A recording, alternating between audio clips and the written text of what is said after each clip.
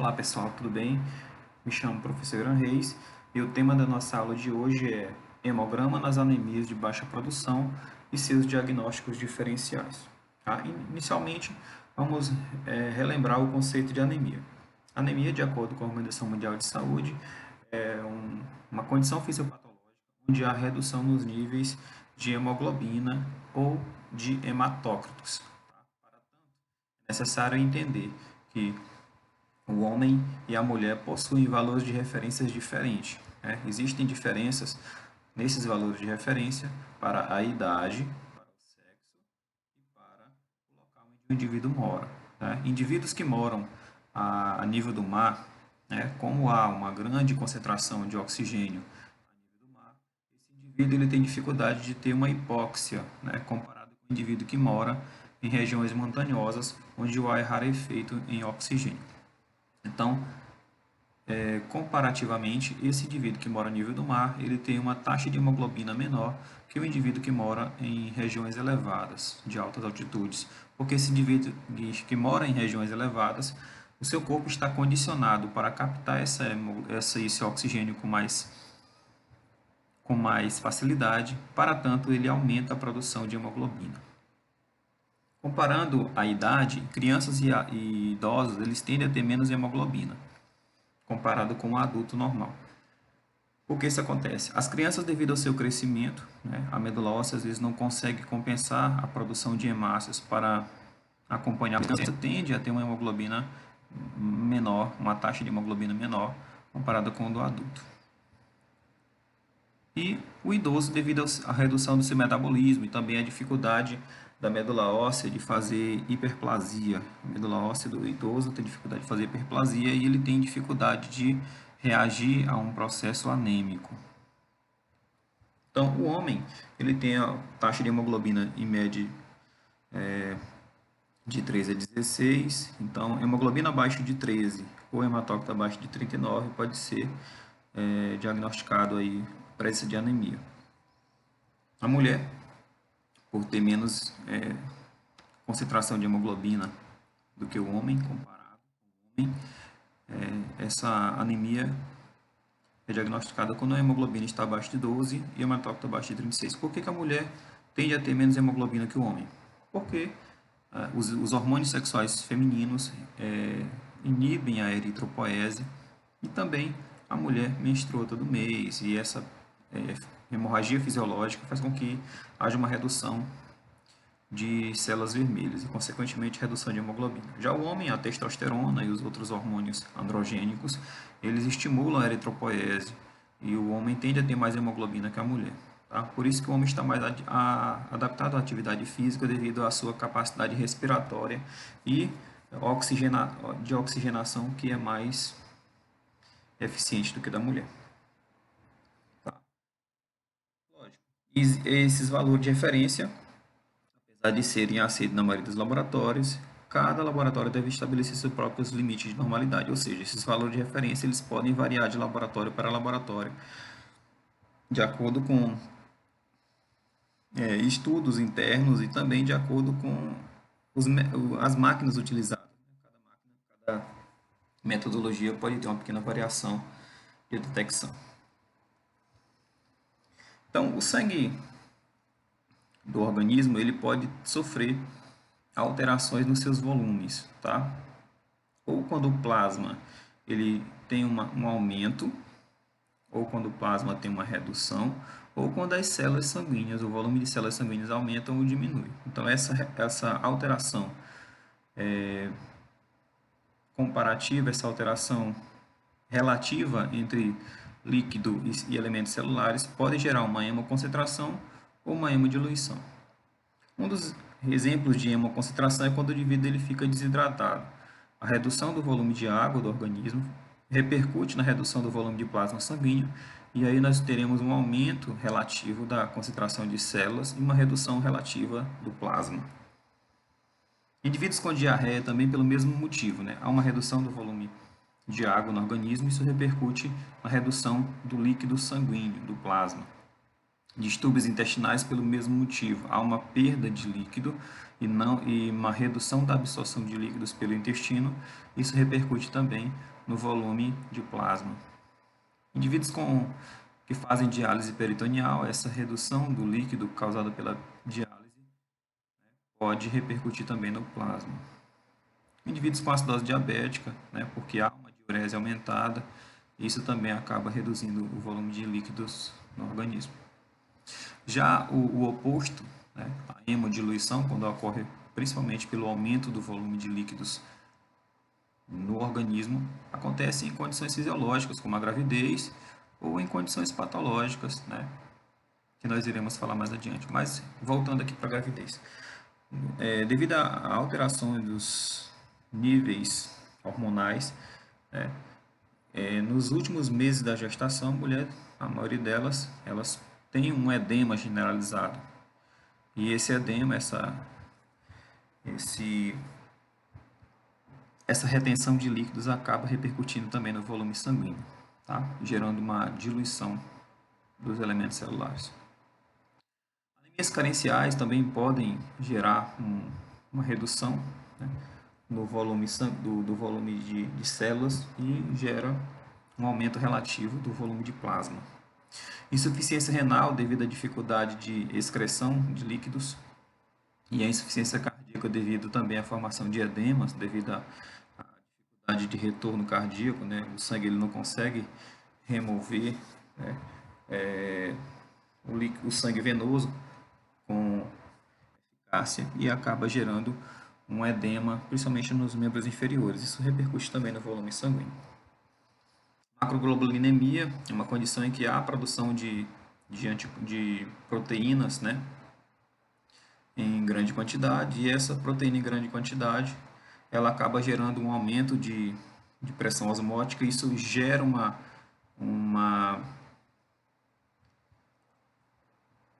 ativação de fluxo de líquidos, retirada de líquido do tecido, e esse líquido acaba indo para o sangue. Então, o aumento da quantidade de proteínas no sangue, ela gera uma retenção de líquidos no sangue. Isso gera uma hemodiluição. E aí, por albuminemia, é uma condição em que o indivíduo tem baixa produção de albumina, e a albumina também ela gera essa concentração hiperosmolar. Hiperosmolar reduzida faz com que o sangue ele tenha perda de líquido para os tecidos, o indivíduo ele acaba tendo um edema generalizado. Aí esse edema, essa retenção de líquido, repercute no volume sanguíneo. E o hiperesplenismo, o hiperesplenismo não através do volume sanguíneo, não do volume de líquidos, mas sim pela redução do volume de células circulantes. O baço é um órgão linfóide, mas ele também é um órgão hematopoético e hematocaterético. Hematopoético, em algumas circunstâncias em que a medula óssea sozinha não consegue repor as células do sangue, o baço e o fígado podem ativar o seu processo de hematopoese extramedular, produzindo células. Mas o baço também tem função de hematocaterese, ele remove as células velhas do sangue, tanto hemácia quanto plaqueta, quanto leucócitos. E outra função do baço é o armazenamento temporário de células. Então, o baço ele armazena um percentual de células vermelhas, um percentual de células brancas e um percentual de plaquetas. Mas quando esse baço ele está com o volume aumentado, ele tem a sua capacidade de armazenamento aumentada. E esse aumento do armazenamento faz com que reduza o volume de células circulantes.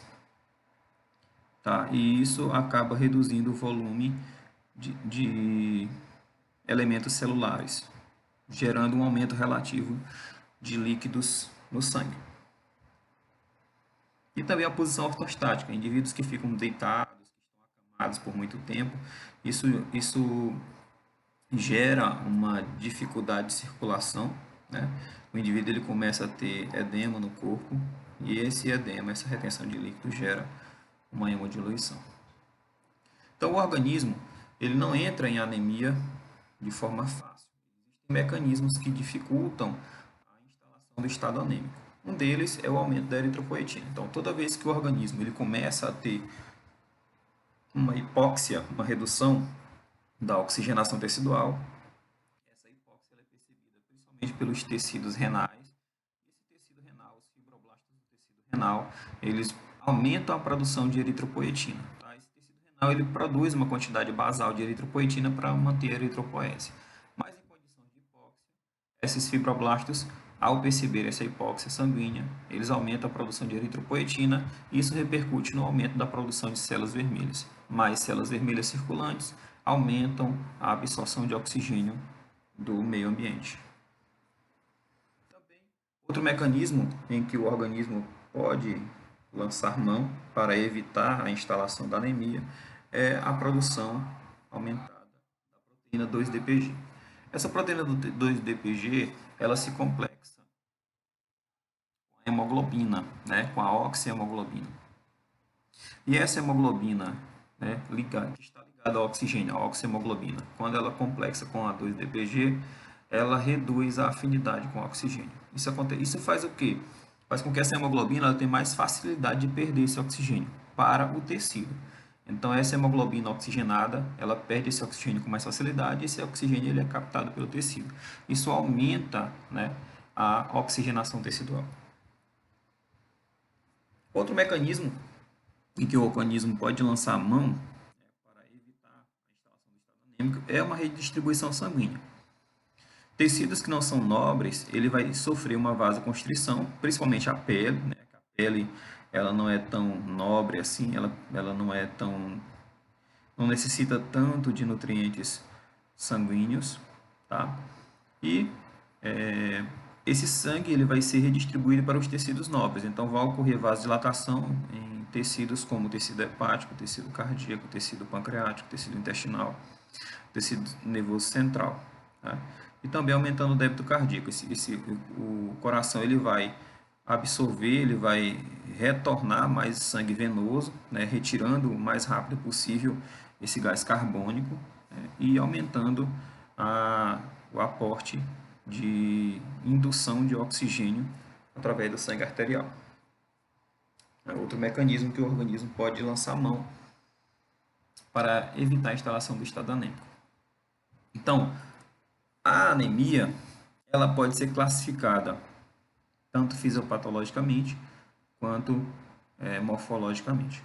Quanto à causa ou quanto à condição fisiopatológica, as anemias elas podem ser distribuídas em 3 grupos de doenças que a causam. Uma delas é o aumento, né, a anemia por baixa produção. Essa anemia por baixa produção ela é causada por doenças que reduzem a produção de hemácias. Nós temos aí vários exemplos, como a anemia ferropriva, a anemia de doença crônica, a anemia carencial de vitamina B9, de vitamina B12. Mas, outro grupo de doenças que podem gerar anemia são as anemias por excesso de destruição. São condições, são doenças que reduzem o tempo de vida do eritrócito, né?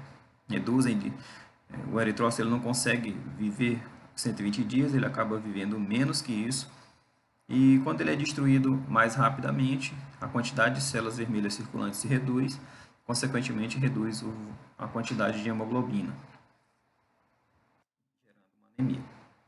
E o terceiro grupo de doenças são as hemorragias.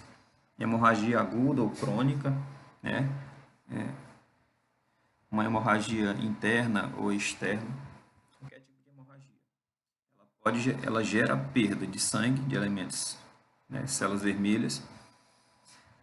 Essa célula vermelha saindo da circulação, ela acaba gerando uma hipóxia e acaba gerando também uma redução do volume de hemoglobina. Quanto à morfologia, as anemias elas podem ser classificadas de acordo com o formato que o eritrócito é produzido. Esse eritrócito ele pode ser produzido um eritrócito microcítico hipocrômico, né? São condições, são doenças que geram um defeito na eritropoese e essa hemácia produzida decorrente dessa doença, ela é uma hemácia pequena e com pouca concentração de hemoglobina. É hemácia microcítica hipocrômica. Outra condição, outro grupo de doenças podem gerar hemácias de tamanho normal e cor normal. E o terceiro grupo de doenças são as hemácias, doenças que geram hemácias de tamanho aumentado, porém o conteúdo de hemoglobina é normal. Então, quanto à forma do eritrócito, né, a classificação morfológica das anemias, nós temos três grupos: anemia microcítica hipocrômica, anemia normocítica normocrômica e a anemia macrocítica normocrômica.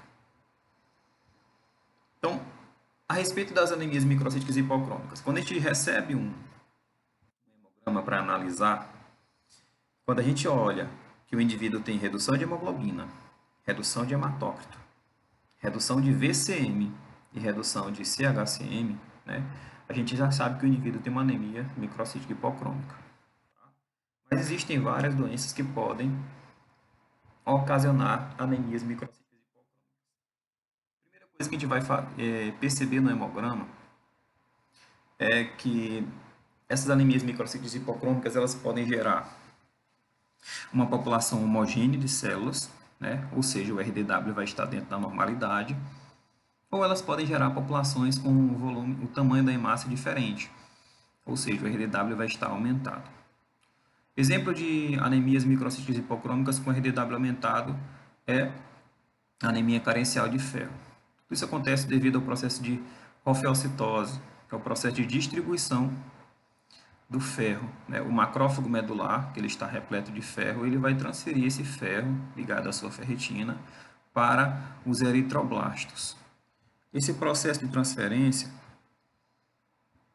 ele é heterogêneo. Os eritroblastos que estão próximos desse macrófago vão receber quantidades ideais de ferro, porém os eritroblastos que estão distantes desse macrófago eles acabam recebendo uma quantidade deficitária.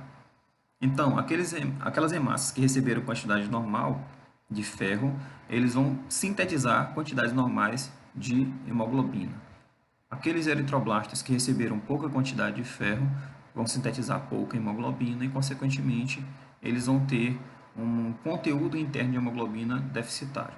Ora, a hemoglobina é a principal proteína da hemácia. E essa hemoglobina é quem faz a saturação interna da hemácia, tá? Tanto de cor quanto de volume. Então, se a hemácia tem uma quantidade normal de hemoglobina, ela vai ter o volume ideal e a cor ideal. Porém, se a hemácia tem pouca hemoglobina, ela vai ficar murcha, porque tem pouca hemoglobina, e vai ficar pálida, decorrente da baixa concentração de hemoglobina.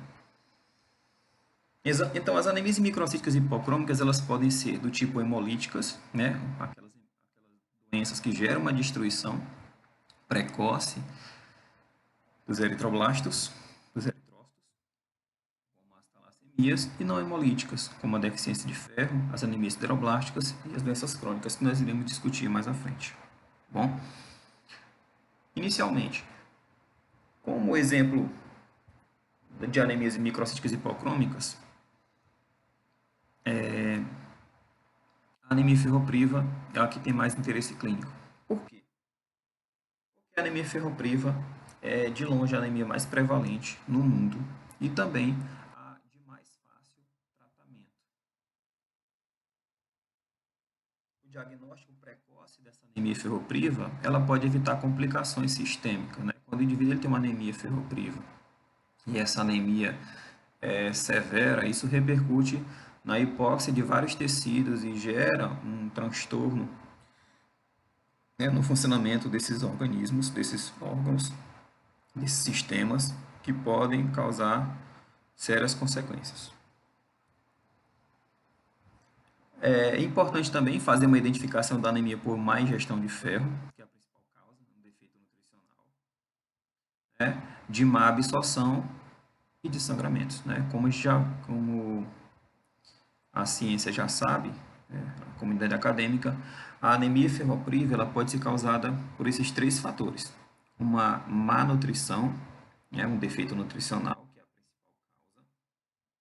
Acontece com indivíduos que a ingesta diária de ferro é reduzida abaixo do normal, e isso faz com que ele tenha uma redução no conteúdo interno do seu organismo de ferro, e essa redução de ferro no seu organismo reduz a produção de hemácias e de hemoglobina. Mas existem indivíduos que têm uma nutrição, uma, no seu, na sua alimentação existe uma quantidade normal de ferro, até acima do normal. Porém, esse indivíduo ele não consegue absorver o ferro, então um defeito ali gástrico, um defeito intestinal, que faz com que aquele alimento rico em ferro, o ferro desse alimento não seja absorvido de maneira adequada. E o terceiro grupo, acontece que indivíduos eles se alimentam com alimentos ricos em ferro, ele consegue absorver, mas ele tem um sangramento, né? Ele perde sangue todo dia e esse sangramento, né? O sangue ele é um tecido rico em ferro, ele acaba gerando uma perda de ferro constante, que às vezes a própria alimentação não consegue compensar.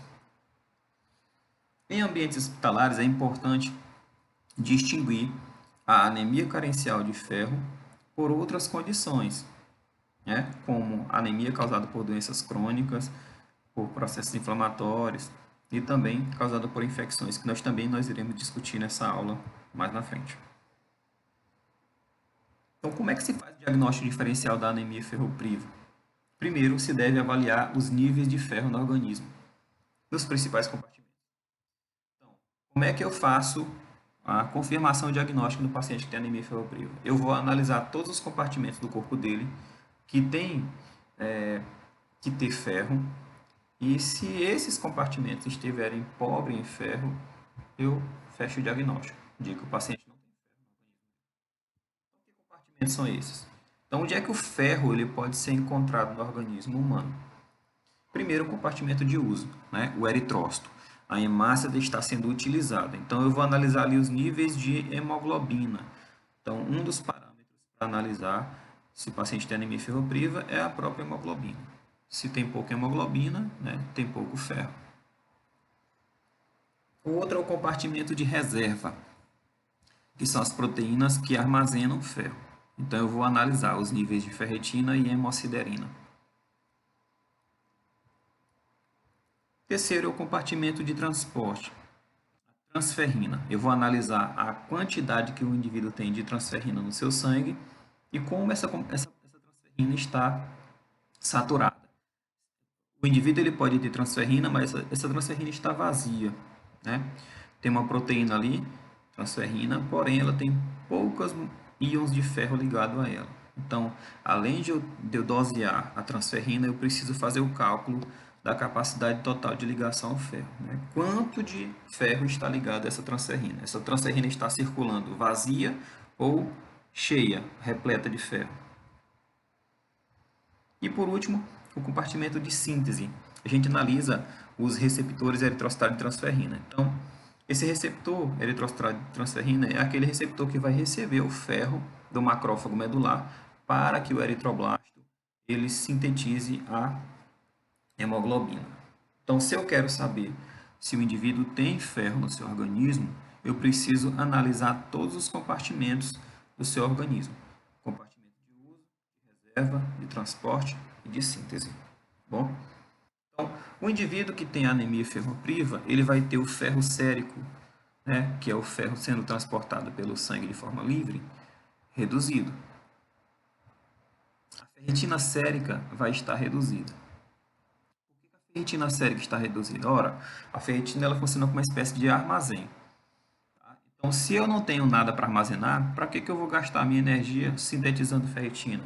Então, a ferritina sérica ela vai estar reduzida em indivíduos com anemia ferropriva. A transferrina é uma proteína de transporte. No indivíduo com anemia ferropriva, ela vai estar aumentada. Por quê? Porque isso é uma forma de adaptação.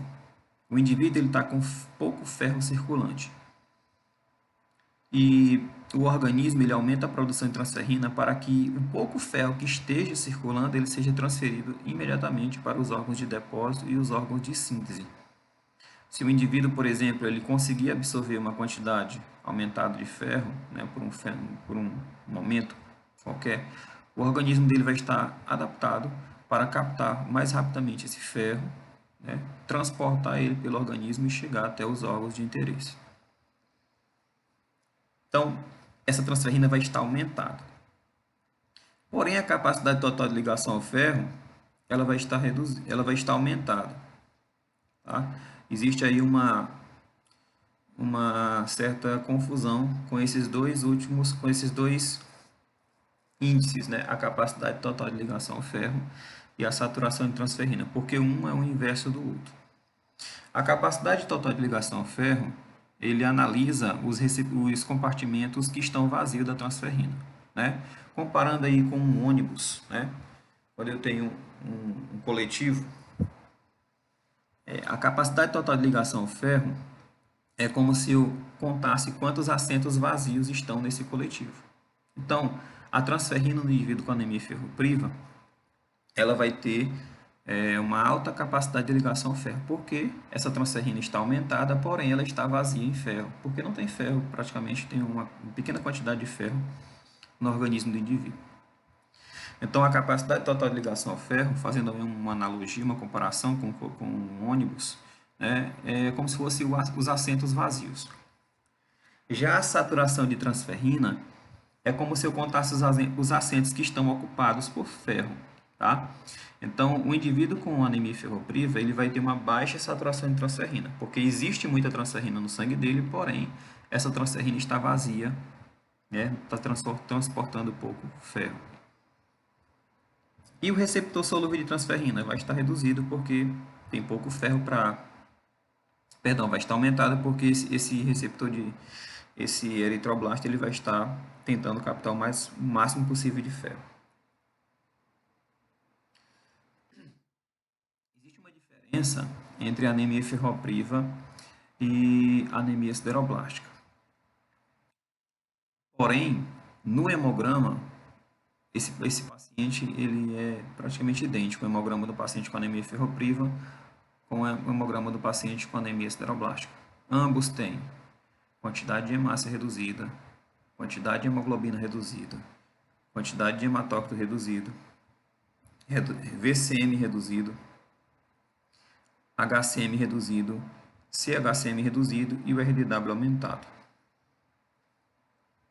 Então, mas quando eu analiso o perfil do ferro do paciente com anemia sideroblástica, ele está com o seu perfil do ferro normal. Ferro sérico normal, ferritina normal, transferrina normal, saturação de transferrina normal, capacidade total de ligação ferro normal e os receptores de transferrina de eritroblasto normal. Então, qual a diferença de um indivíduo com anemia ferropriva de um indivíduo com anemia sideroblástica? O que acontece é que o indivíduo com anemia ferropriva ele não tem ferro e, consequentemente, ele vai ter uma dificuldade de sintetizar hemoglobina. O indivíduo com anemia sideroblástica, ele tem ferro, só que ele não consegue utilizar esse ferro para sintetizar hemoglobina, tá? Então, a diferença é essa. O indivíduo com anemia ferropriva, ele tem pouco ferro, só que o indivíduo com anemia sideroblástica, ele tem ferro suficiente, mas ele não consegue utilizar. Como é que eu faço para distinguir um indivíduo com anemia sideroblástica de um indivíduo com anemia ferropriva? Primeiro, com o perfil do ferro. O indivíduo com anemia ferropriva, ele vai estar com o perfil do ferro característico do indivíduo com anemia ferropriva. E o indivíduo com anemia sideroblástica, ele vai ter a quantidade normal de ferro no organismo, porém ele não consegue utilizar. A gente pode também fazer uma coloração especial para ver o depósito de ferro. É chamada de coloração de Pius ou azul de Prússia. Eu utilizo, né, o material do paciente vai ser a medula óssea e eu vou utilizar esse corante para corar as células da medula óssea do paciente. O indivíduo que tem anemia sideroblástica, ele vai ter essa pigmentação azul nos eritroblastos, principalmente esse formato de anel ao redor do núcleo decorrente da hemosiderina, que é uma proteína que armazena o ferro. Já o indivíduo que tem anemia ferropriva, ele não vai ter essa coloração bem evidente, mostrando que ele tem pouco depósito de ferro no organismo. Tá? Então, eu consigo distinguir o indivíduo com anemia sideroblástica do indivíduo com anemia ferropriva utilizando a coloração de Pius, ou azul de Prússia.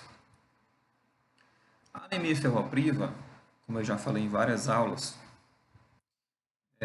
o indivíduo ele não tem uma anemia ferropriva instalada de um dia para o outro. essa anemia ferropriva, a instalação dela é lenta e gradual. E isso acontece devido à redução sistemática dos níveis de ferro. Então, o ferro ele vai gradativamente tendo a sua concentração reduzida. E essa redução gradativa ela acontece de compartimento a compartimento. Os compartimentos menos importantes até os compartimentos mais importantes. Tá bom? Então, inicialmente, quando o indivíduo começa a caminhar para a instalação de anemia ferropriva, a primeira coisa que acontece é que ele vai reduzir o estoque de ferro nos tecidos de depósito. Lá nos enterócitos do intestino, nos hepatócitos, né, célula do fígado, e nos macrófagos presentes também no fígado, no baço da medula óssea. Então, esse indivíduo, quando ele começa a caminhar para um estado de anemia ferropriva, o ferro circulante vai estar normal, o ferro utilizado, né, o ferro da hemoglobina vai estar normal. O que vai acontecer é o estoque de ferro que vai estar reduzindo. Então, para impedir que o indivíduo ele tenha uma redução dos níveis de hemoglobina, a primeira coisa que vai acontecer é vamos consumir todo o estoque de ferro. Só depois que esse estoque de ferro estiver reduzido drasticamente, aí começa a repercutir no outro depósito, que é a diminuição do ferro plasmático, a diminuição do ferro circulante. Então, nesse estágio, o indivíduo ele vai ter o perfil do ferro com a ferritina reduzida e também o ferro plasmático, o ferro sérico reduzido e a capacidade de ligação ao ferro aumentada. Então, aquele ferro circulante no sangue, ele vai estar reduzido só no segundo estágio em diante. Tá? O primeiro estágio só acontece a redução lá no perfil do ferro. O primeiro estágio ele é configurado apenas com a redução do ferro da ferritina. Tá? A ferritina reduz, mas o ferro sérico continua normal, a transferrina continua normal, a capacidade de ligação ao ferro continua normal e a saturação do ferro normal também. Então, só no segundo estágio que ocorre redução do ferro sérico, redução de ferritina, que já estava reduzida desde o primeiro estágio, aumento da capacidade de ligação ao ferro, aumento da transferrina, redução da saturação de transferrina. Tá? E no terceiro estágio, aí sim, eu vou ter uma redução do nível de hemoglobina. E essa redução vai ser também gradual. Tá? O paciente ele não vai ter uma anemia ferropriva e de cara a hemoglobina vai cair para 8, 7, 5. Né? Começa uma queda gradativa. Então, só no terceiro estágio, onde não tem mais ferro suficiente no estoque, não tem mais ferro suficiente sendo transportado, é aí que a hemoglobina vai ter uma queda na produção devido à redução dos níveis de ferro. Então, no terceiro estágio, quando eu analiso o perfil do ferro do paciente, ele vai ter redução de ferro sérico, que está reduzida desde o segundo estágio, redução de ferritina, que está reduzida desde o primeiro estágio, aumento de transferrina, que é uma forma de adaptação para melhor transporte de ferro na hora que ele chegar, aumento da capacidade total de ligação ao ferro, redução da saturação de transferrina e no terceiro estágio também vai ter repercussão na redução dos níveis de hemoglobina. E aí o indivíduo vai começar a ter sintomas dessa anemia. Então, nesse terceiro estágio, ele vai ter uma queda na contagem dos eritrócitos devido a essa eritropoese ineficaz. Tá? Lembrando que a eritropoese, um dos elementos importantes para a síntese dos novos eritrócitos é o ferro. Ele vai ter uma queda nos níveis de hemoglobina, que é através dele que se faz o diagnóstico da anemia. Uma queda nos níveis de hematócrito devido à redução da relação hemácia-sangue. Uma queda no VCM, porque essas hemácias elas vão ficar murchas com deficiência de hemoglobina. Lembra que quem enche a hemácia, né, quem gera um volume ideal de hemácia é a principal proteína, da hemácia, que é a hemoglobina. Então, se não tem quantidade normal de hemoglobina na hemácia, ela não vai ficar cheinha, ela não vai ficar com o seu volume ideal, ela vai ficar murcha. E também, se a redução do volume, da concentração de hemoglobina, é ela que dá o pigmento vermelho da hemácia, essa hemácia ela vai ficar descorada, ela vai ficar pálida. Ela no HCM é porque cada hemácia tem uma pequena quantidade de hemoglobina. Queda no CHCM, né? A concentração de hemoglobina nas hemácias está reduzida e o RDW vai estar aumentado. E aí a gente consegue distinguir a anemia ferropriva e a anemia sideroblástica das demais anemias microcíticas hipocrômicas. Então essa variação no tamanho das hemácias é decorrente, como eu já falei, do processo de rofeocitose, que é o processo de distribuição do ferro pelo macrófago medular. Esse macrófago ele distribui esse ferro de maneira desigual. As hemácias, os eritroblastos que estão próximos a ele recebem quantidade ideal de ferro e as hemácias que estão distantes recebem uma quantidade reduzida de ferro. Então, aquela hemácia, aquele eritroblasto que recebeu quantidade de ferro ideal, ele vai fazer, né, o seu acúmulo de hemoglobina de maneira normal. Ele vai sintetizar hemoglobina e vai acumular hemoglobina quantidade normal, gerando uma hemácia normocítica normocrômica. Porém, aquela hemácia, aquele eritroblasto, que recebeu pouco ferro do macrófago medular, ele vai ter um acúmulo deficiente de hemoglobina, gerando uma anemia, uma hemácia microcítica hipocrômica. Então, na fase precoce do surgimento da anemia, quando os níveis de hemoglobina eles caíram, né, mais uma queda pouco significativa, é observado uma anemia ainda normocítica normocrômica, mas já tem a anisocitose. O que acontece? As poucas hemácias que estão com o volume reduzido de hemoglobina, né, não são suficientes para ter uma redução no volume do VCM. Mas já acontece uma anisocitose. Por quê? Porque já tem hemácias pequenas e tem hemácias de tamanho normal. Então, essa variação no tamanho gera um aumento de RDW. Tá? Então, é comum o indivíduo ter, no início da anemia ferropriva, uma queda sensível, muito pouca, de hemoglobina. O VCM está normal, o CHCM normal, o HCM normal, mas o RDW já está aumentado. Tá? Isso é um estágio inicial da anemia ferropriva. Agora, na fase avançada da anemia, é observada uma anemia com anisocromia, hemácias com colorações diferentes, né? Alteração de cor, hemácias pálidas e hemácias normais. Hipocromia, né? A maioria das hemácias estão com a cor reduzida, e microcitose, as hemácias estão com volume reduzido. Sendo que as alterações não costumam ser evidentes até a queda de hemoglobina a níveis abaixo de 10 a 11.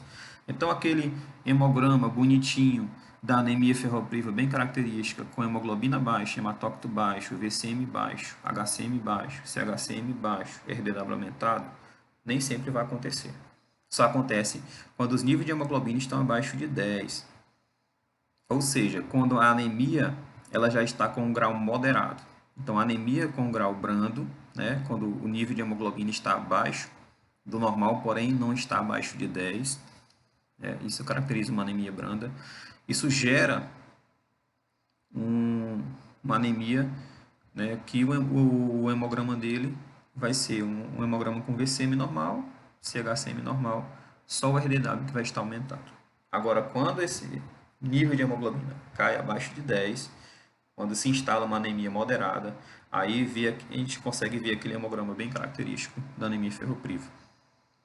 Quantidade de hemácia baixo, quantidade de hemoglobina baixo, hematócrito baixo, VCM baixo, HCM baixo, CHCM baixo, RDW aumentado.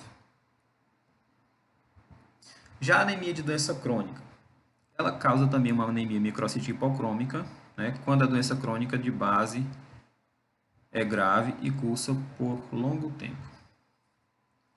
Essa anemia de doença crônica, ela pode também ser normocítica normocrômica, porque na maioria dos casos das anemias decorrentes de doença crônica. Então, no início da doença crônica, ele gera uma anemia, porém essa anemia ainda é normocítica normocrômica. Já em longo tempo, ela pode, né, evoluir para uma microcitose hipocromia. Mas por que a anemia de doença crônica ela pode gerar... Por que a doença crônica pode gerar uma anemia? existe uma tríade que leva à instalação da anemia de doença crônica. Essa doença crônica, ela pode, um grupo de doenças pode gerar a redução da vida média dos eritrócitos. Então, algumas doenças crônicas, elas geram uma ativação de macrófagos, né, encontrados no sistema mononuclear fagocitário, e ativa o processo, que é ativado pelo processo inflamatório infeccioso ou neoplásico. Então, aqueles macrófagos eles vão estar mais ativos e eles vão gerar uma destruição precoce das hemácias. Certo? Então, que doenças podem gerar esse tipo de... Que doença crônica pode gerar esse tipo de redução na vida média do eritroblasto, eritrócito? Tuberculose, bronquiectasia, abscesso pulmonar, pneumonia, endocardite, miocardite, osteomielite, meningite, doença inflamatória pélvica, infecção pelo HIV e parvovirose B9. São doenças fúngicas, bacterianas e virais. Já existem também doenças inflamatórias crônicas, como artrite reumatoide, febre reumática, lúpus eritematoso sistêmico, doença de Crohn e sarcoidose, que também geram essa redução. E doenças neoplásicas, como linfoma, mieloma múltiplo e carcinoma, que também geram essa redução. Outra condição que pode gerar uma instalação de anemia decorrente de uma doença crônica é uma resposta inadequada à medula óssea frente à anemia. Então, isso acontece principalmente por liberação de citocinas inflamatórias.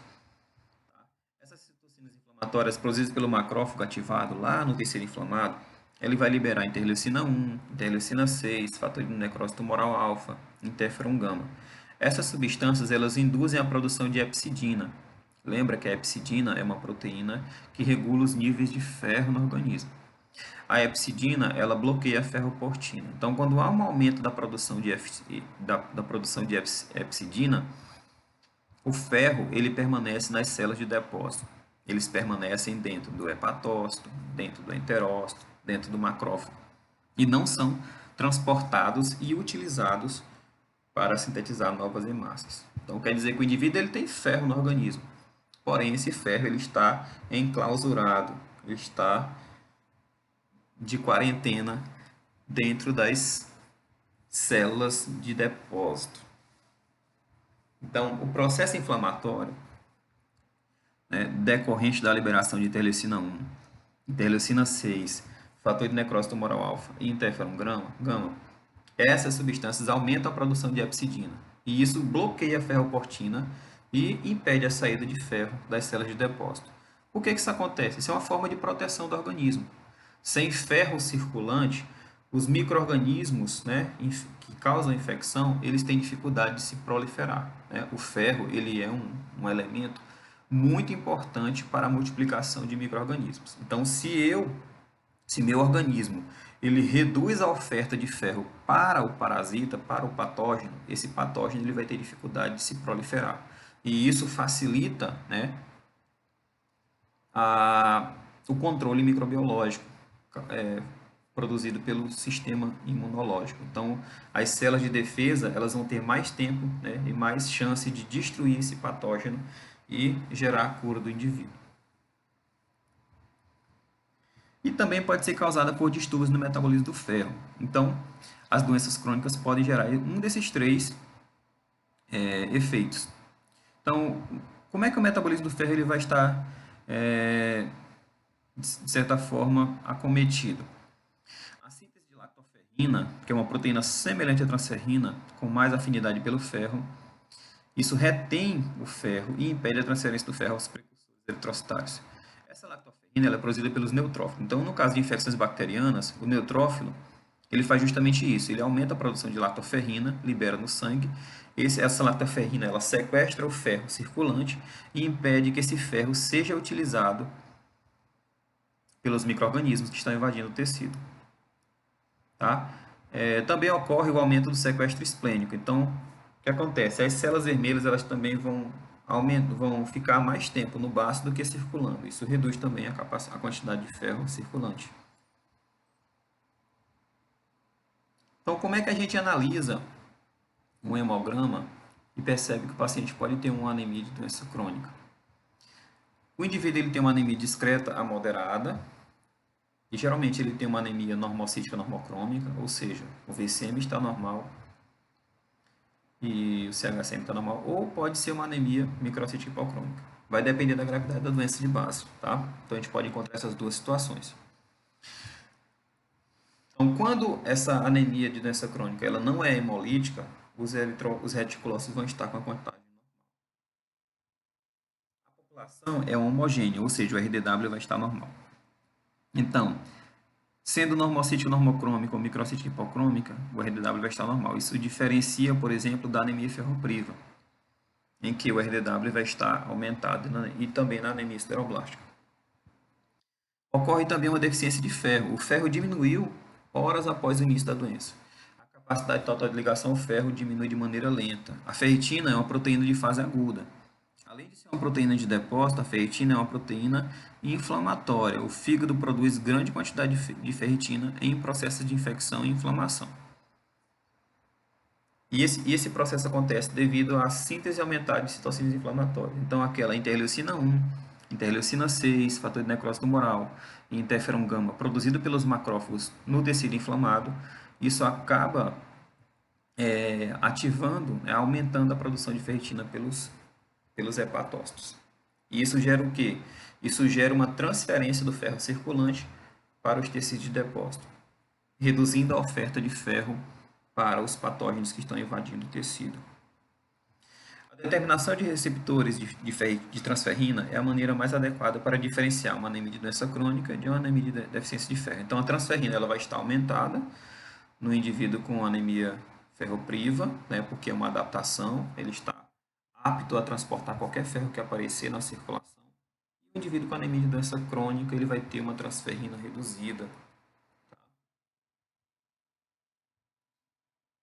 Então, comparando com a anemia ferropriva, a anemia de doença crônica ela vai ter um ferro sérico reduzido, ferritina sérica aumentada, né, para armazenar o máximo de ferro circulante possível, diferente da anemia ferropriva, que vai ter ferritina reduzida, né, porque o corpo entende o seguinte: se eu não tenho ferro para armazenar, para que eu vou produzir ferritina? A transferrina na anemia de doença crônica ela vai estar reduzida, e no indivíduo com anemia ferropriva vai estar aumentada.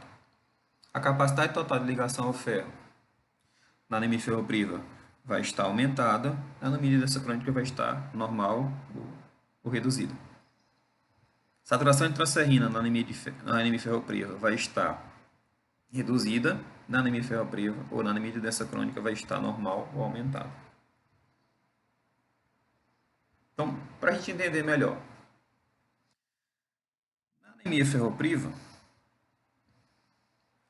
o indivíduo ele vai ter um aumento da concentração de transferrina, está aí no exemplo superior, na região superior esquerda, o indivíduo ele tem transferrina aumentada, porém essa transferrina ela vai estar vazia. Nós temos aí 2 sítios ocupados pelo ferro e 4 sítios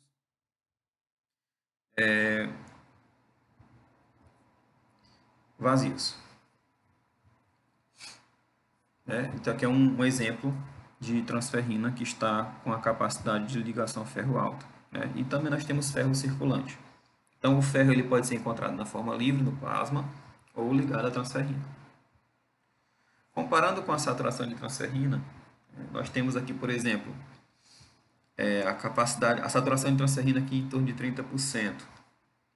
Então a capacidade total de ligação ao ferro é os sítios de ligação, tanto ocupados quanto os que estão desocupados. Na anemia ferropriva, o que vai acontecer? O indivíduo ele vai aumentar a produção de transferrina. Então, comparado com o exemplo de cima, esse indivíduo ele vai ter mais transferrina, tá? E isso gera uma capacidade de ligação grande. Porém, essa transferrina do indivíduo com anemia ferropriva, ele tem uma baixa saturação. Então, dos 10 locais aqui que nós temos para ligação com o ferro, apenas um está ocupado. Então, ele tem uma saturação de 10% e uma capacidade de ligação de 90%. Comparado com a doença inflamatória, o que vai acontecer? Essa doença inflamatória, comparada com o indivíduo normal, que é o de cima, há uma redução na produção de transferrina e também a saturação de transferrina está próxima do normal ou pode estar um pouco reduzida. Tá? Então, comparando ali a transferrina, o indivíduo normal comparado com o indivíduo com anemia ferropriva, esse indivíduo com anemia ferropriva vai ter aumento na transferrina, comparado com o indivíduo com anemia de doença crônica, ele vai ter uma redução na produção de transferrina. Então, a transferrina é um dos fatores que a gente consegue distinguir a anemia de doença crônica da anemia ferropriva. A anemia ferropriva, aumento de transferrina. A anemia de doença crônica, redução de transferrina.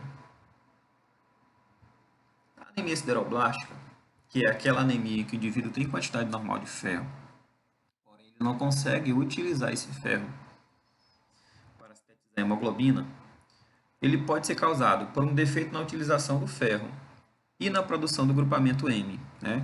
Lembra que a hemoglobina ela é composta de cadeias globínicas, alfa e beta, né? No caso da hemoglobina A1. E cada cadeia globínica está associada a um anel M. E esse anel M ele se liga ao átomo de ferro. Esse anel M ele é depositado, né? Ele é sintetizado parte na mitocôndria e parte no citoplasma. E no final da reação ocorre a ligação do anel M com o ferro, né, através de uma enzima chamada de ferro-quelatase. Esse processo, né, do anel M ligado ao ferro, ele é corado por um corante chamado de ácido de Prússia, através da coloração de Pilz. Então eu consigo ver se o eritroblasto ele tem anel M associado ao ferro ou não, utilizando ácido de Prússia. Então, a produção insuficiente do grupamento M, por diminuição de protoporfirina, que é uma outra enzima, o protoporfirina é o anel M sem o ferro. Esse indivíduo ele vai ter baixa produção de anel M, ou quando ele não produz, ou produz ineficiente a protoporfirina, ou quando essa protoporfirina é produzida, mas ela não consegue se anexar ao ferro, através da deficiência da enzima ferro-quelatase. Então, esse indivíduo, esse eritroblasto, né, ele, com a diminuição da produção do anel M e, consequentemente, da produção de hemoglobina, esses eritroblastos, eles podem sofrer apoptose. O indivíduo com anemia sideroblástica, ele vai ter um ferro sérico aumentado, né, e também com hiperbilirrubinemia. Ou seja, o anel M ele vai ser, como ele não vai ser utilizado, né, o anel protoporfirina, perdão. Como ele não vai conseguir se ligar ao ferro, ele vai ser degradado em bilirrubina. E essa bilirrubina vai ficar aumentada no sangue. Certo? Então, a anemia sideroblástica, ela pode ser de causa hereditária ou uma causa adquirida, primária ou secundária. Nós vamos discutir cada uma delas. Então, aqui nós temos o esquema que mostra a síntese do anel M. Então, começa, por exemplo, com a associação da succinil com a enzima A com o aminoácido glicina. Essa associação gera uma perda de gás carbônico e a síntese do aminoácido complexo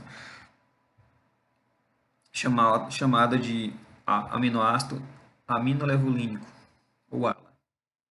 Essa reação ela é catalisada pela enzima delta-aminolevulinato sintetase. E existem alguns indivíduos que não produzem essa enzima, tá? Gerando uma anemia sideroblástica ligada ao cromossomo X. Certo? Esse aminoácido ALA, ou delta-aminolevulínico, ácido aminolevulínico, duas moléculas desse ALA, vão se associar, formando o protoporfirinogênio. Esse protoporfirinogênio ele é sintetizado através da catálise da enzima ALA-desdrogenase, ou PGB sintase. E indivíduos que têm deficiência nessa enzima, ele vai ter uma anemia chamada de porfiria deficiente de ala desidratase. Esse anel protoporfirinogênio, ele, 4 moléculas dele vão se associar formando, né, o urobilinogênio, o hidroximetilbilano. Esse hidroximetilbilano, ele vai ser catalisado pela enzima protoporfobilinogênio deaminase. Indivíduos que têm defeito nessa enzima, eles vão ter uma doença chamada de protoporfiria intermitente aguda. Esse hidroximetilbilano, ele vai ser então transformado em uroporfirinogênio 3. Esse uroporfirinogênio 3, ele é sintetizado através da catálise da enzima uroporfirinogênio 3 sintase. Indivíduos que têm defeito nessa enzima vão ter uma doença chamada de porfiria congênita eritropoética. Esse uroporfirinogênio 3, ele vai se transformar em coproporfirinogênio 3, através da perda de 4 moléculas de gás carbônico. Essa reação ela é catalisada pela enzima uroporfirinogênio decarboxilase. Indivíduos que têm defeito nessa enzima vão ter uma doença chamada de porfiria cutânea tardia. Esse coproporfirinogênio 3, por sua vez, é transformado em protoporfirinogênio 4, através da perda de 2 moléculas de gás carbônico. Essa reação ela é sintetizada pela enzima cropoporfirinogênio oxidase. E indivíduos que têm defeito nessa enzima vão ter uma doença chamada de coproporfiria hereditária. Esse protoporfirinogênio 4 vai se transformar em protoporfirina 9. Essa reação acontece através do catabolismo da enzima protoporfirinogênio oxidase. Indivíduos que têm defeito nessa enzima vão ter uma doença chamada de porfiria variegata. Esse protoporfirinogênio 9, ele vai sofrer a associação com o ferro, perdendo 2 átomos de hidrogênio, se transformando no anel M. Essa reação acontece através da catálise da enzima ferroquelatase. Indivíduos que têm defeito nessa enzima terão uma doença chamada de protoporfiria eritropoética. Tá? Percebam aí que parte dessas enzimas, parte dessas reações, elas acontecem na mitocôndria, que é dentro desse círculo, e parte das reações acontecem no citoplasma. Então, o início e o fim da síntese do anel M acontece na mitocôndria e as reações intermediárias acontecem no citoplasma. Então, aqui nós temos, como a gente já falou, a primeira reação e a última reação. Então, essas duas enzimas são muito importantes porque elas são as principais causas de porfirias, né? Porfiria é qualquer doença de cunho, principalmente genético, que dificulta ou impede a síntese do anel M. Assim a síntese de hemoglobina. Então, as formas hereditárias, elas podem ser ligadas ao sexo ou podem ser autossômicas. Doenças raras. Se elas são doenças raras e a forma ligada ao sexo, ao cromossomo X, afeta somente homens. A maioria apresentam diminuição da atividade enzimática da enzima delta-aminolevulinata sintetase, que é a primeira enzima. Se manifesta no nascimento ou na infância, podendo ser muito grave. A hemoglobina fica em torno de 6, ou seja, uma anemia severa. Apresentam anisocitose intensa, ou seja, o RDW vai estar elevadíssimo. O indivíduo vai ter microcitose, VCM vai estar reduzido, entre 50 e 100 fentolitros, ou 60 fentolitros. Por que isso acontece? Sempre aquele mesmo raciocínio. Quem aumenta, quem enche a hemácia é a hemoglobina. Se eu tenho dificuldade de sintetizar a hemoglobina, a hemácia vai ficar murcha. Tá? Ela vai ficar hipocrômica também. Então, microcitose e hipocromia geralmente é decorrente de uma deficiência na síntese de hemoglobina. Pode gerar pecilocitose, que é aquela alteração no formato da hemácia, com presença de codócitos. Codócitos são as hemácias em formato de alvo. E o RDW, caracterizando aí, é bastante elevado.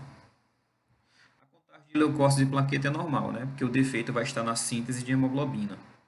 Mas podem estar diminuídas quando o paciente apresentar esplenomegalia. O que acontece? O baço ele pode ser ativado para gerar uma eritropoese extramedular, porque a medula óssea sozinha não está conseguindo dar conta.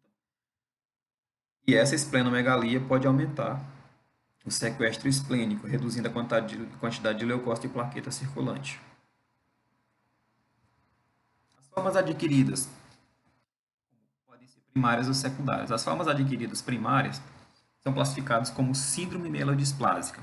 É uma condição, né, uma displasia da medula óssea, né, principalmente na produção de células mieloides. Ou uma anemia sideroblástica clonal, refratária. Né? Nessa aí não tem tratamento, ela não vai responder, só transplante de medula óssea. Então, o termo refratário, como eu já falei, ela é utilizado para determinar doenças que não conseguem responder a nenhum tratamento. Esses indivíduos, eles apresentam sideroblastos em anel, que é chamado de anemia sideroblástica com sideroblastos em anel.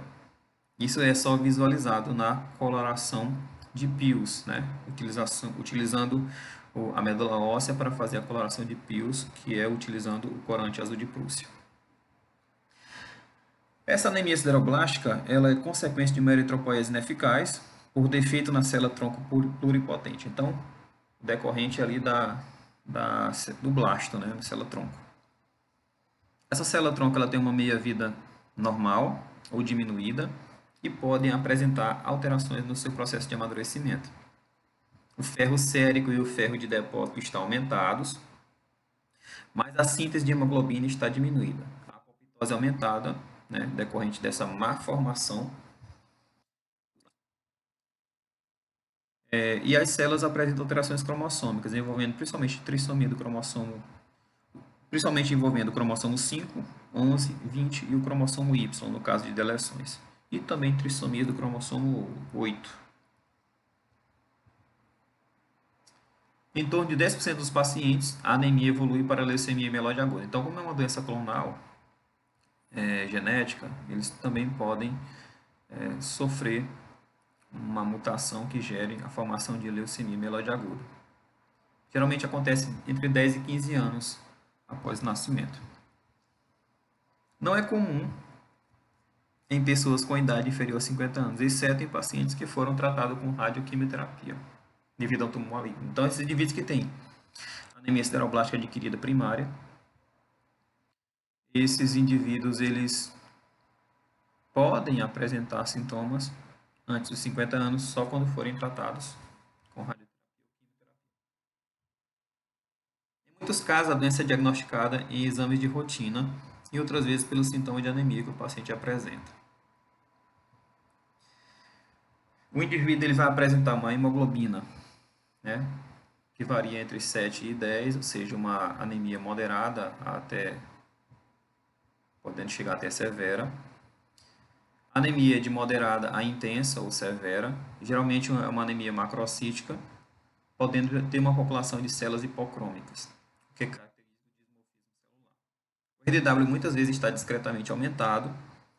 A extensão sanguínea apresenta anisocitose, decorrente do RDW aumentado, pecilocitose, né? O indivíduo ele vai ter algumas hemácias com formato aberrante, principalmente com presença de esquizócito, né? Que são pedaços de hemácia decorrente da hemólise, da apoptose. Codócitos, que é a precipitação da hemoglobina instável no interior do eritroblasto. Ponteados basofílicos.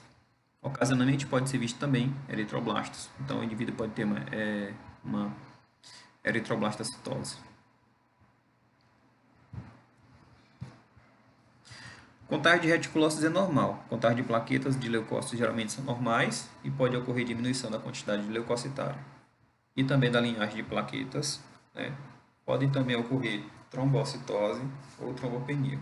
Né? Como é uma doença que pode ser causada, né, por alterações na célula tronco, então pode ocorrer alterações em todas as linhagens mieloides. As formas adquiridas secundárias. Geralmente elas são causadas por substâncias, medicamentos ou outras condições que podem bloquear a síntese do anel M. Os principais agentes causadores: isoniazida, pirazinamida, cicloserina, clorafenicol, etanol, chumbo, entre outros. Então, os mais comuns são a isoniazida, que é um medicamento utilizado no tratamento da tuberculose, o álcool e alguns elementos químicos, como chumbo e cobre, né? Contaminação por metais pesados. Os alcoólatras crônicos, a anemia sideroblástica é causa isolada de anemia, entre 25% e 30%. Então, os indivíduos que são etilistas crônicos, 25% a 30% têm anemia em decorrência dessa anemia sideroblástica. A maioria dos outros tem uma causa associada, como deficiência de ácido fólico, que também leva a anemia megaloblástica. O álcool, por que isso acontece? Que o álcool ele interfere na via metabólica da síntese do anel M. Ele inibe várias enzimas que participam daquela síntese do anel M. Quais são as principais enzimas que são afetadas, que são inibidas pelo álcool? A enzima delta-aminolevulinato sintetase, que é a primeira, a M-sintetase. A anemia é moderada a grave, ou seja, os níveis de hemoglobina estão abaixo de 10 e podem cair até abaixo de 7, então abaixo de 7 já é grave. A população eritrocitária também apresenta dimorfismo celular. Então o paciente vai ter anemia microcítica hipocrômica ou ele pode ter uma anemia normocítica normocrômica, dependendo da gravidade da anemia. E o RDW vai estar elevado devido a esse dimorfismo celular, tá? Duas populações de células com tamanho e cor diferente. Os sideroblastos em anel, que são as estruturas encontradas na coloração do azul de Prússia, é encontrado na medula óssea. O ferro sérico e a ferritina estarão elevadas. Há um aumento de bilirrubina devido à apoptose de células de eritroblastos com eritropoese ineficaz. E também aumento da desidrogenase lática, né? A desidrogenase lática é uma enzima encontrada no interior das hemácias dos eritroblastos, que normalmente estão no plasma em pequena quantidade devido ao turnover dos eritrócitos, as hemácias que são destruídas diariamente para ocorrer a reciclagem dos eritrócitos. Então, quando há um aumento da hemólise, um aumento da destruição de células vermelhas, há um aumento da concentração de desidrogenase lática no sangue do indivíduo. Então, essa desidrogenase lática aumenta devido ao resultado da hemólise dos eritroblastos na medula óssea, devido à eritropoese ineficaz. Então, aqui, todo aquele eritroblasto que não consegue fazer uma eritropoese eficaz, ele vai entrar em apoptose. E aí, esse eritroblasto morto libera desidrogenase lática no plasma. Nesse tipo de anemia, quando o agente causador é retirado, né, o quadro hematológico ele reverte dentro de algumas semanas. Então, o indivíduo que está tomando algum medicamento, quando esse medicamento ele é removido, o tratamento ele é concluído, o indivíduo volta ao seu estado normal. A anemia ela é revertida. Ou o estilista crônico quando ele é tratado. A isoniazida, que é utilizada no tratamento da tuberculose, ela interfere no metabolismo da vitamina B6. Né? Também interfere na síntese do piridoxalfosfato e também do ácido 5-delta-aminolevulínico, que é aquela primeira reação química, da síntese do M, tendo como consequência uma deficiência na síntese do M. A anemia se instala entre 1 a 10 meses após a instituição do tratamento. E essa anemia pode variar de grau moderado a intenso, tendo um dimorfismo populacional, né? Duas populações eritrocitárias. Uma microcítica hipocrômica e uma outra normocítica normocrômica. E, em decorrência disso, ele vai ter um RDW elevado, devido a esse dimorfismo populacional. A intoxicação ocupacional pelo chumbo ocorre em adultos e acidental em crianças por ingestão de metais que contêm o chumbo. A maioria dos passos metabólicos da via do M são inibidos pelo chumbo, principalmente a enzima ácido deltaminolevulínico, o ALA-hidratase, a ferroquelatase e a coproporfirinogênio oxidase, a porfobilinogênio deaminase, todas essas enzimas são as mais sensíveis, né? Da mais sensível a menos sensíveis. Certo? Então, aqueles indivíduos, por exemplo, que tiveram um acidente com arma de fogo, e aí o projétil ele é rico em chumbo e esse projétil não foi removido, esse chumbo encontrado no projétil que está alojado no organismo, ele vai liberando chumbo com o tempo, e esse indivíduo ele pode sofrer futuramente com uma anemia sideroblástica secundária decorrente da intoxicação por chumbo. A intoxicação por chumbo nos tecidos hematopoéticos renal e nervoso são afetados. A anemia está presente em cerca de 25% dos afetados, variando de leve a moderada com população eritrocitária. O indivíduo ele vai ter uma população microcítica hipocrômica e o achado hematológico característico são presença de hemácias com ponteado basofílico, que podem estar presentes mesmo não tendo anemia, ou mesmo com o nível de hemoglobina normal. O RDW ele está elevado, a contagem de reticulócito está discretamente aumentada devido àquela apoptose de células eritropoéticas com eritropoese ineficaz.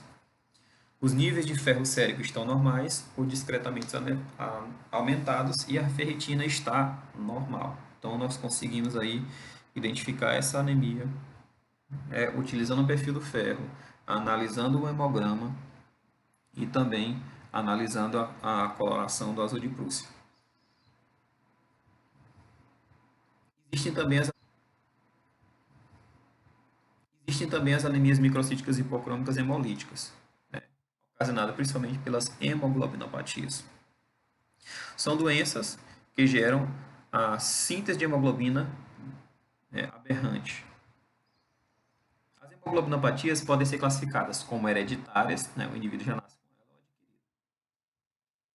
As hereditárias são classificadas em hemoglobinopatias causadas por defeito genético. Elas acarretam alterações na quantidade da síntese de cadeias polipeptídicas, ou seja, pode gerar uma redução na produção de cadeia alfa ou cadeia beta. São as famosas talassemias. Talassemia alfa reduz a produção de cadeia alfa. Talassemia beta reduz a produção de cadeia beta. Elas também podem causar alterações estruturais, qualitativas, que deficiência na sequência de aminoácidos das cadeias globínicas. As hemoglobinopatias qualitativas subdividem-se em hemoglobinopatias sem alterações fisiológicas, de agregação, hemoglobinopatias instáveis e adquiridas, que são as meta-hemoglobinemias, a oxidação da hemoglobina.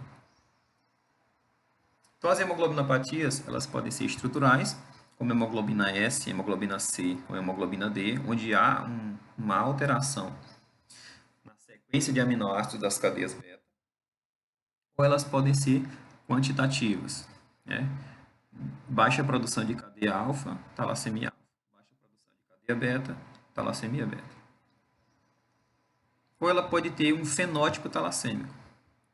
O indivíduo com hemoglobina E, HbE, ou o indivíduo com hemoglobina fetal persistente em adultos, o PHHF, hemoglobina constante Spring e hemoglobina Lepore. Tá? Nós iremos falar da maioria delas aqui no vídeo aula. Então, para entender melhor as hemoglobinopatias, a gente precisa entender que o cromossomo 16 ele tem alguns genes, alguns locos produtores de cadeias globínicas. No cromossomo 16 nós temos o gene zeta, que vai produzir a cadeia Z,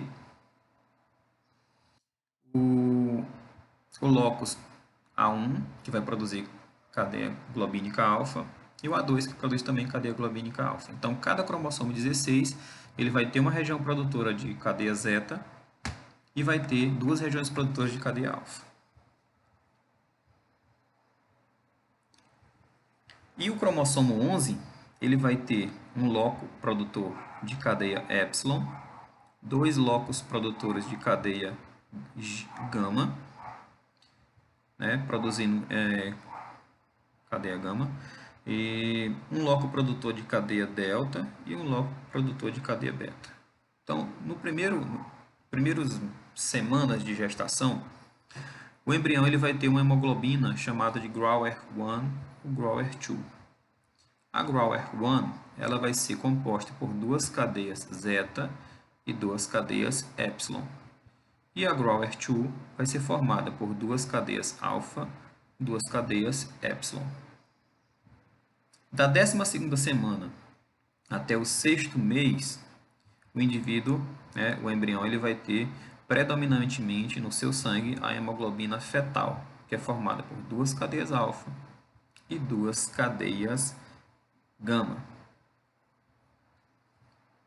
Já o indivíduo adulto, ele vai ter predominantemente a presença de hemoglobina A1 e A2, que vai ser formada por duas cadeias alfa e duas cadeias beta na hemoglobina A1, ou duas cadeias alfa e duas cadeias delta na hemoglobina A2, e uma pequena quantidade de hemoglobina fetal. O indivíduo que tem talassemia alfa, ele vai ter um defeito no cromossomo 16.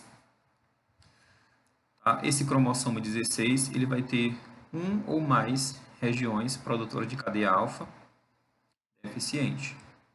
Então, lembrando que um cromossomo 16 ele tem origem materna e um cromossomo 16 ele tem origem paterna. Então, esses dois cromossomos vão estar no indivíduo. Então, a primeira situação é quando o indivíduo ele é portador silencioso.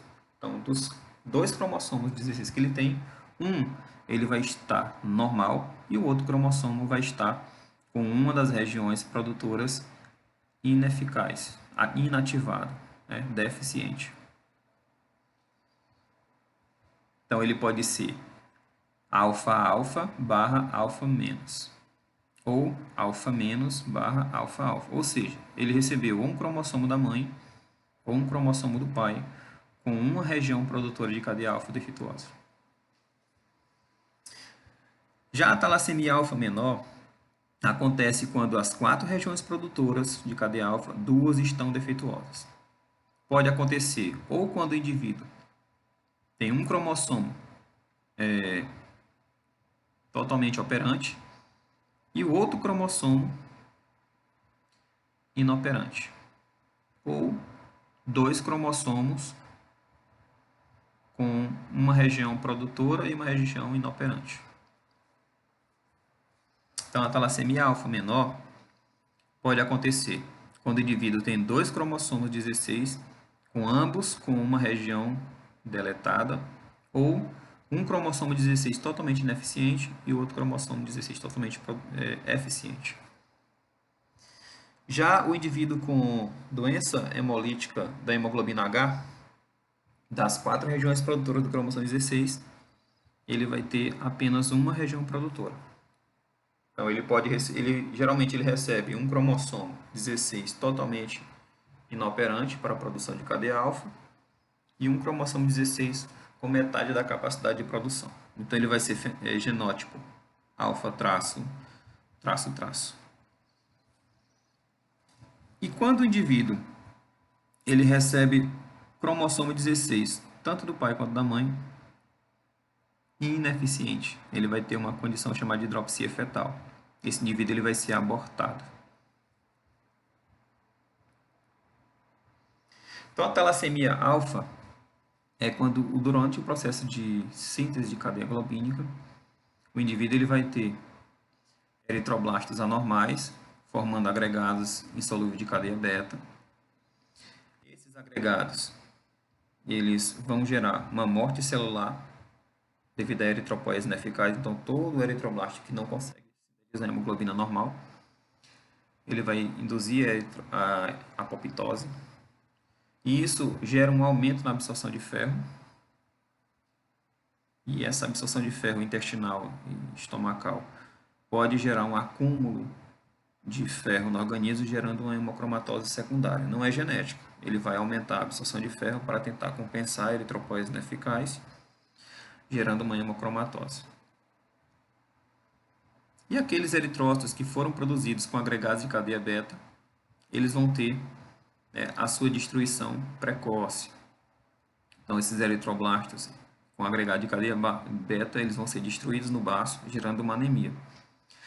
E essa anemia pode ser grave, gerando a a possibilidade do indivíduo precisar de transfusão sanguínea, e essa transfusão sanguínea também aumenta a quantidade de ferro no organismo, né? Uma vez que quando o indivíduo recebe uma bolsa de sangue, esse sangue é rico em ferro, e esse ferro se acumula no organismo, gerando uma hemocromatose.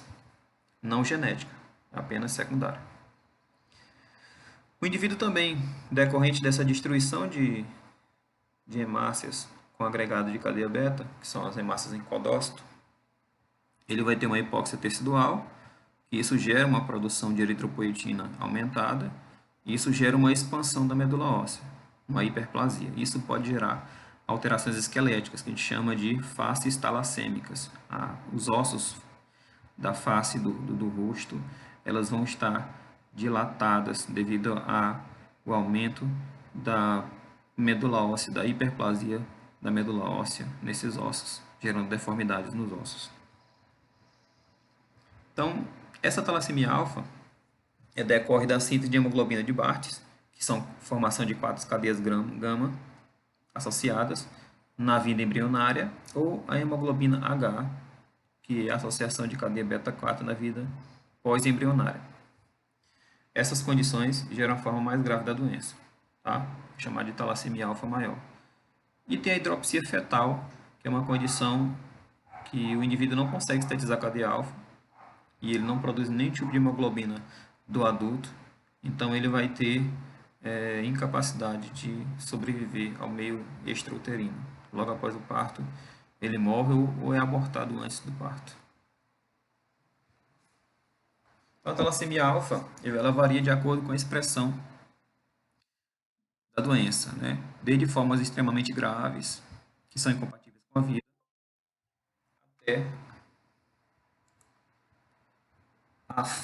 formas assintomáticas. A hidropsia fetal é a forma mais grave da doença. Ocorre quando o indivíduo ele não consegue sintetizar nenhuma cadeia de hemoglobina que tenha cadeia alfa. Então, as hemoglobinas Grower-2, fetal, alfa 1 e alfa 2 não são formadas.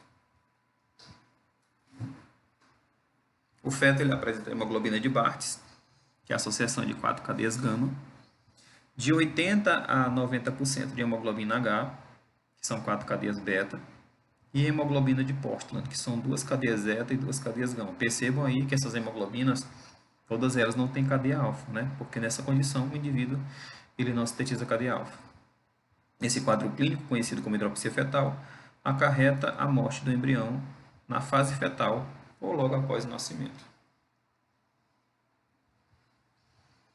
A doença da hemoglobina H, ou talassemia alfa maior, ocorre quando das 4 regiões produtoras de cadeia alfa, 3 estão comprometidas, apenas uma está operante.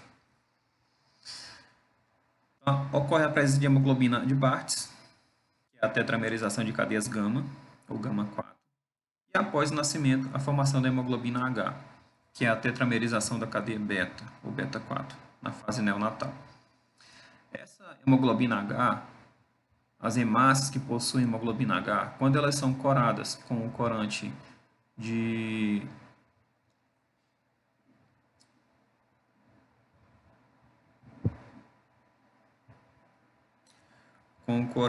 ai meu Deus,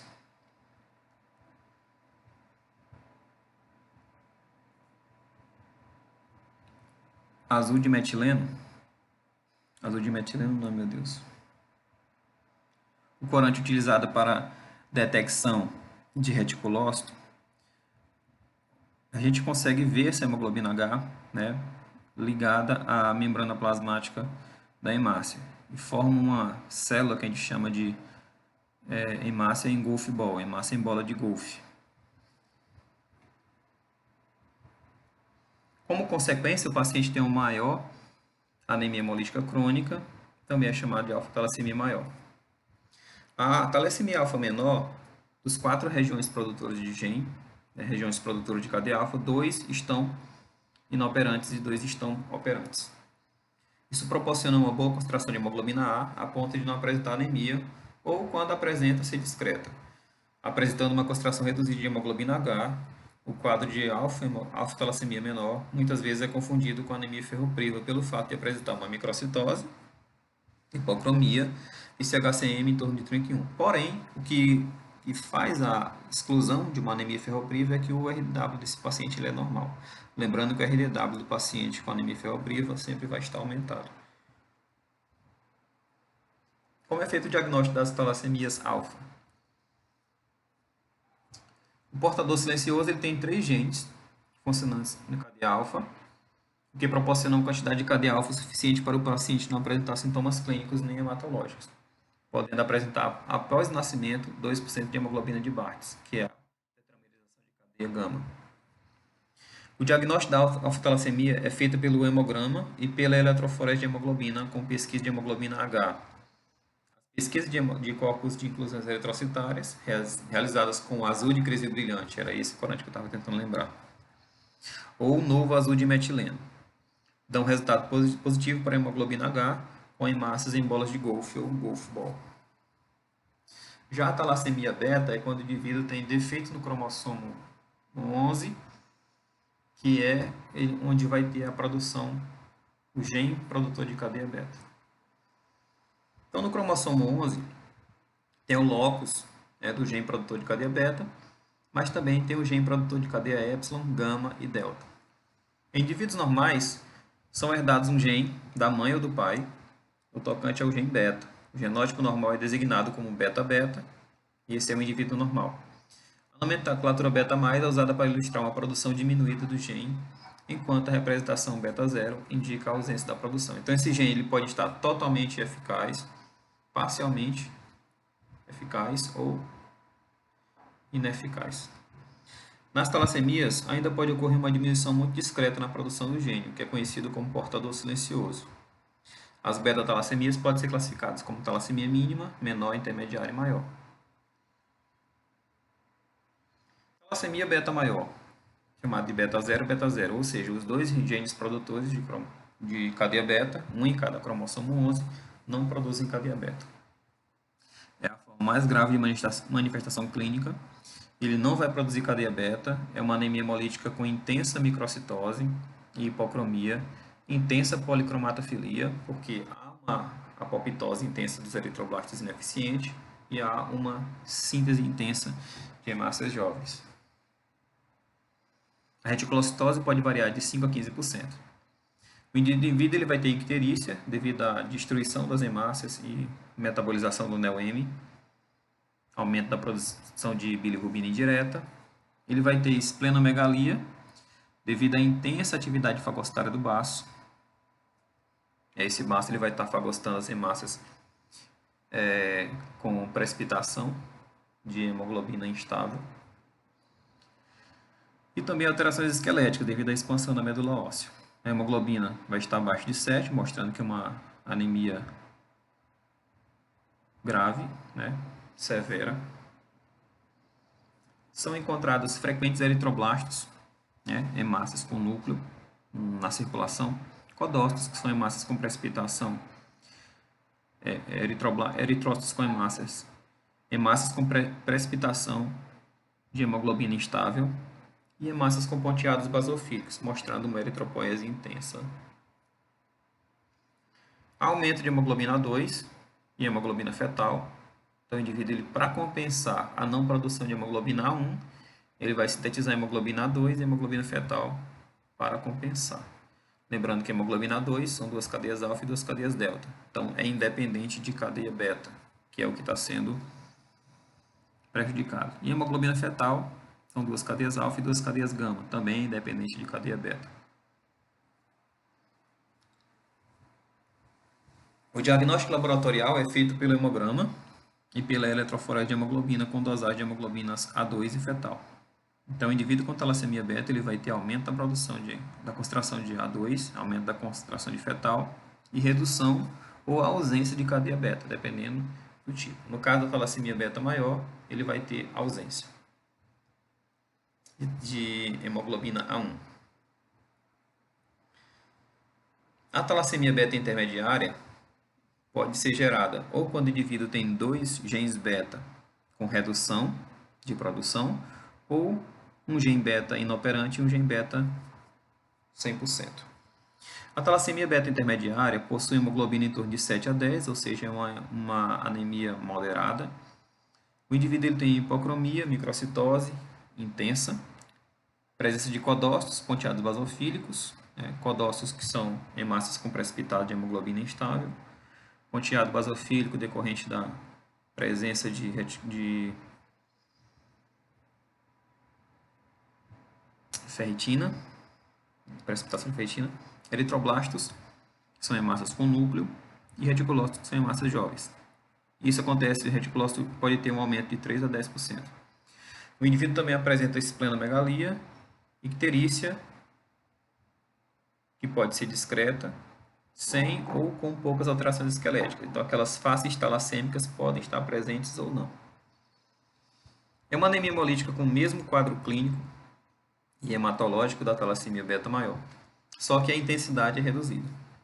A concentração de hemoglobina 2 pode chegar até 10% e a concentração de hemoglobina fetal varia entre 30% e 100%.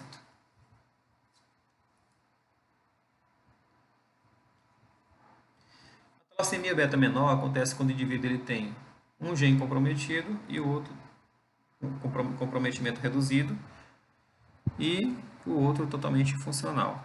A talassemia beta menor apresenta manifestações clínicas muito discretas. A concentração de hemoglobina é uma anemia branda, está acima de 10. Alterações hematológicas são discretas, tendo microcitose, hipocromia, presença de codócitos, pontilhados basofílicos, reticulócitos de 2 a 5%. Os níveis de hemoglobina 2 e fetal se invertem, A hemoglobina 2 tem uma concentração em torno de 1,2 a 8%, enquanto a concentração de fetal fica de 1 a 3%. A talassemia beta menor é um quadro hematológico que muitas vezes é confundido com anemia ferropriva, porém, o RDW está normal. E a talassemia beta mínima silenciosa não apresenta alterações clínicas nem hematológicas. Há um comprometimento do gene, mas isso não repercute clinicamente no paciente. Então, só a título de ilustração, nós temos o cromossomo 11, uma parte veio da mãe e outra que veio do pai. Ambos os cromossomos têm regiões produtoras de cadeia epsilon, gama, delta e beta. O indivíduo que tem talassemia beta, o defeito vai ser no gene beta, o gene produtor de cadeia beta. A talassemia beta silenciosa é quando apenas um gene tem uma redução na produção de cadeia beta. A talassemia beta menor é quando um gene tem uma redução de 50% da produção. A talassemia intermediária é quando um gene tem uma redução, é inoperante, ou dois genes com redução de 50%. E a talassemia beta maior, quando os dois genes são totalmente inoperantes. A talassemia beta, pela mesma forma da talassemia alfa, ocorre uma eritropoese ineficaz, parte dos eritroblastos eles sofrem apoptose, gerando um aumento de absorção de ferro, que pode gerar uma cromatose secundária, que é o aumento da concentração de ferro no organismo. E esses eritroblastos com precipitação de cadeia alfa, que são os codócitos, eles são destruídos rapidamente no baço, gerando anemia. Esse paciente ele pode compensar, gerando uma hipóxia tecidual, produção de eritropoietina aumentada, expansão de medula óssea e pode gerar alterações esqueléticas. Ou essa anemia pode ser grave, ele precisa de transfusão sanguínea e pode aumentar o quadro de hemocromatose secundária decorrente do acúmulo exagerado de ferro no organismo. Então a talassemia alfa, ou talassemia beta, ela tem como característica o aumento das hemoglobinas A2 e hemoglobina fetal e a redução ou ausência da produção de cadeia beta. Isso repercute na produção de hemoglobina A1. Aqui nós temos uma tabela mostrando as talassemias, o que pode ser encontrado no paciente como alteração clínica e serve para guiar o estudante e o profissional de saúde no diagnóstico dessas enfermidades. A gente por aqui, pessoal, para que o vídeo não fique muito extenso. E a gente continua na próxima aula. Até lá.